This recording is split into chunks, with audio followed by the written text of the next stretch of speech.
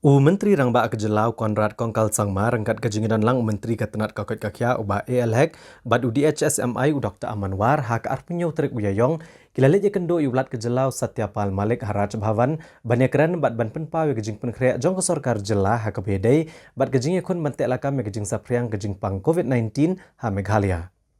Konrad Kongkal Sangma ulong bagi sorkar jela kelapen sengau ulat ke jela halor ki kendon beper ki bela penjari hadian bagladon ke jingkiu kensan jengki patba ke beyo ke jingpang kam tam akan bak shelong ulong manakaliang ulat ke jela ulai bon ke jingmut ke sorkar jela bantek lakam ya ke jing sapriang ke jingpang bat ke sorkar kan sa syong jingyalang haka arpu praterik mentau benaya yong banyatai bat ban syemekarai ke bedai bat ke jinglong jingman haka jela.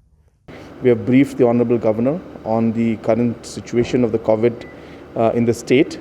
So all the facts that we have been sharing with all of you in the past few days, those facts were shared with him and given him the expectations or the projections that could happen and why we need to take the steps for restriction and where are the areas where we need to strengthen in terms of infrastructure, and assured him that we will do our best and take all the steps possible to ensure that the situation does not get out of hand. But I told him that the variant that we are seeing now throughout the country is something that is spreading very fast.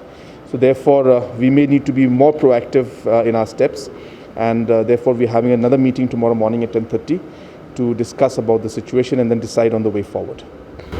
Did the governor give any suggestion to the government? Yes, the governor has given a lot of very good suggestions. He has, in fact, told us that it is important to ensure that the materials, especially oxygen and different kind of medicines, are there in enough stock. So he's asked us to ensure that proper steps are taken for that. He also has asked us that community participation is important, and so he's asked us that involve the community in as much as possible. He also mentioned about the fact that a large number of cases that are going for medication and hospital support in other parts of the country are cases which some could have been managed at home. So its awareness among the public is also important to ensure that the cases which can be avoided and put unnecessary stress on the health infrastructure, if they can be avoided, though of course it's not very easy because it's difficult sometimes for patients to know whether they should get medication or not.